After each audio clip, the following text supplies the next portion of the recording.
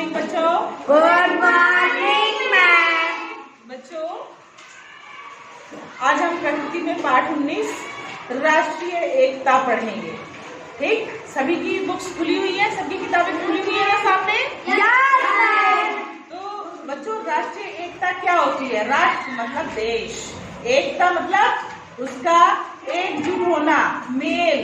ठीक, हमारे देश में अनेकों भाषाएं और बोलियां बोली जाती हैं। अभी आप भी जानते हो ना, बहुत से लोग अलग अलग भाषाएं बोलते हैं, अलग अलग बोलियां बोलते हैं। और इसके साथ ही साथ सबके खान पान में भी फर्क होता है, रहन सहन में भी फर्क होता है और उनकी वेशभूषा भी अलग अलग होती है। तो उसी के आधार पर सभी लोग अपने जाति और धर्म के अनुसार अलग अलग तरह के त्योहार भी मनाते हैं, जैसे होली, दिवाली, दशहरा, क्रिसमस, पोंगल, ईद, है ना। ये सब त्योहार सब लोग मनाते हैं। लेकिन इसके बावजूद भी हमारे देश में संगठन है, एकता है, सभी लोग अपने इन त्योहारों को मिलजुल कर ही मनाते हैं। तो ये तो हुए धार्मिक त्योहार, लेकिन कुछ त्योहार ऐसे होते हैं जिन्हें सारा राष्ट्र मिलकर मनाता है। ऐसे पर्वों को हम राष्ट्रीय पर्व कहते हैं। तो हमारे देश में कुल 3 राष्ट्रीय पर्व मनाए जाते हैं। ठीक, पहला पर्व है हमारा स्वतंत्रता दिवस, जो 15 अगस्त को मनाया जाता है। अब क्योंकि 15 अगस्त सन 1947 को हमारा देश आज़ाद हुआ था, तो उसी के उपलक्ष्य में, उसी के यादगार में इस दिन को बड़े धूमधाम से मनाया जाता है। इस दिन तिरंगा झंडा फहराया जाता है। कहाँ फहराया जाता है, किसी को पता है? स्कूल में, लाल किले पर फहराया जाता है, हमारे देश की राजधानी दिल्ली में। और स्कूलों, कॉलेजों और जितनी भी सरकारी इमारतें होती हैं वहाँ भी फहराया जाता है और रंगारंग कार्यक्रम किए जाते हैं। ठीक, परेड भी निकाली जाती हैं और प्रभात फेरियां भी निकाली जाती हैं। दूसरे नंबर पर जो हमारा राष्ट्र पर्व मनाया जाता है वह है हमारा गणतंत्र दिवस, जिस दिन हमारे देश का अपना संविधान लागू हुआ था 26 जनवरी सन 1950 को।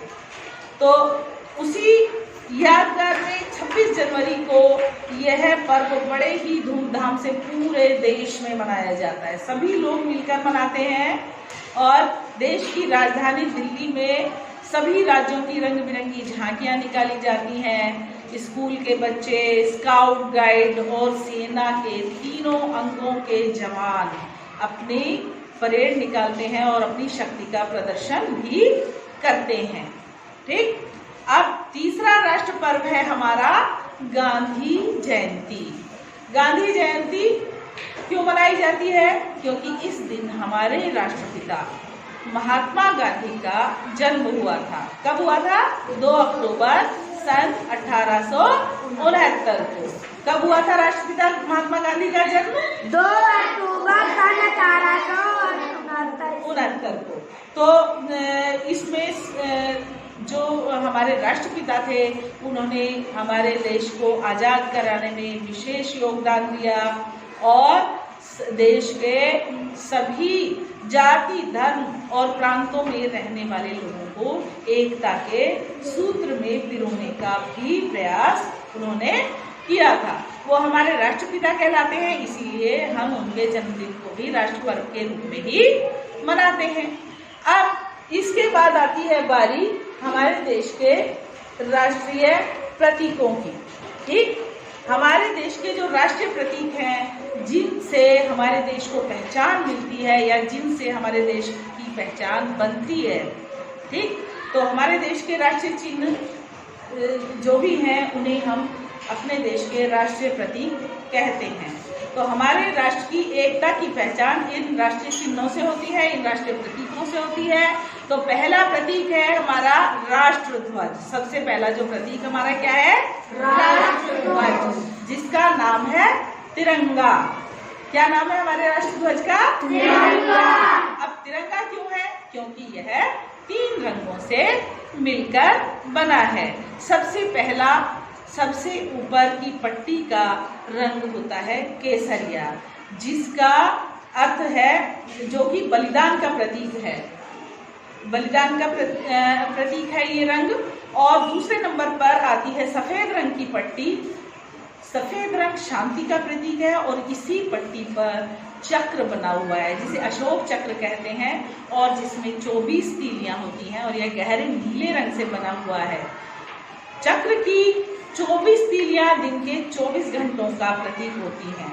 ठीक, यह चक्र उन्नति और प्रगति का प्रतीक होता है, ये तो सभी जानते हैं। अब सबसे नीचे वाला जो रंग आता है, कौन सा रंग आता है, कोई बताएगा? हरा। Very good. सबसे नीचे हरा रंग आता है और यह हरा रंग हरियाली और खुशहाली का प्रतीक होता है। ठीक, तो इस तरह से हमें अपने इस राष्ट्र ध्वज का सम्मान करना चाहिए, और ना सिर्फ हमें, हमारे देश के प्रत्येक नागरिक का यह कर्तव्य है कि वह अपने राष्ट्र ध्वज का सम्मान करे। अब दूसरे नंबर पर आता है हमारा राष्ट्रगान। राष्ट्रगान कौन सा राष्ट्रगान है हमारा? जनगण। वेरी गुड, जनगण मन। और इसकी रचना किसने की थी? गुरु रविंद्रनाथ टैगोर ने। गुरुदेव रविंद्रनाथ टैगोर ने।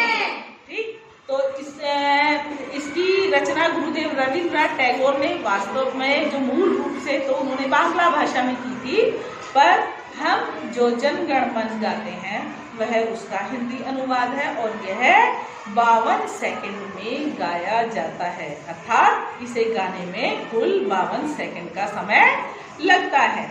ठीक, तो इस राष्ट्रगान को गाते हुए सभी को सावधान की मुद्रा में खड़े हो जाना चाहिए, आधी मुट्ठी बंद और आंखें बिल्कुल सामने की ओर। और राष्ट्रगान को हमारे राष्ट्रीय पर्वों पर विशेष रूप से गाया जाता है, और विद्यालयों में प्रार्थना सभा में भी प्रतिदिन राष्ट्रगान को गाया जाता है, ये तो सभी जानते हैं। Yes ma'am. अब आता है तीसरे नंबर पर हमारा राष्ट्रगीत। बताइए कौन सा है हमारा राष्ट्रगीत? वंदे मातरम। बहुत अच्छे, सबको पता है वंदे मातरम हमारा राष्ट्रगीत है।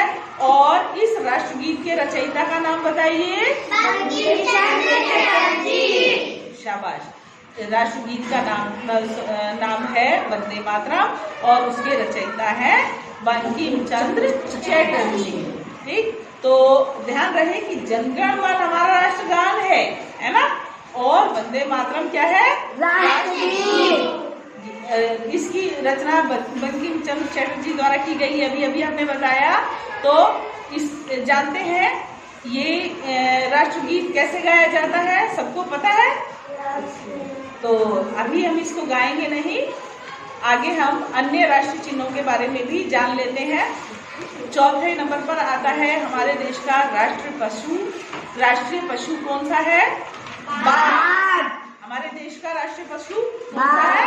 बाघ। बाघ जिसके शरीर पर धारियां बनी होती हैं। ठीक, बाघ हमारा राष्ट्रीय पशु है।